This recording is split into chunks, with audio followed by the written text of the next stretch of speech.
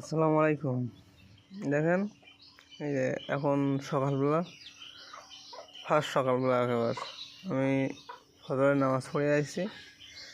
এসে এই দেখেন কি সুন্দর পাখিরা উঠেছে। এই পাখিদের সাথে আমাদের ঘুম থেকে জেগে উঠতে হবে।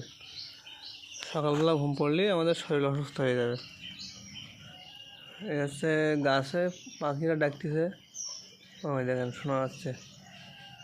এই যে আর আমি এই গাছে যাই লেবু দেখতে পাচ্ছি। লেবু, এই যে লেবু খুব উপকারী শরীর থেকে টক্সিন বাই করার জন্য, এবং যাদের শরীরে স্বাস্থ্য চর্বি আছে শরীরে, সে চর্বিও কমাই দেওয়ার জন্য এই লেবু খুব উপকারী।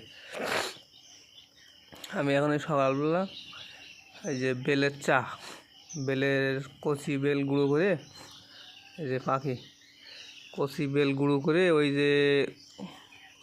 যে গুঁড়োটা জাল দিয়ে চা বানাবো।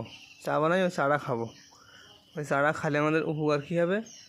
ওই চাটা খেলে শরীরটা খুবই ভালো ফিল করবে, শরীরে বাথরুম ক্লিয়ার হবে, কোনো গ্যাস হবে না, যাদের আমাশা আছে সে আমাশাই সেরে যাবে, অনেক উপকার।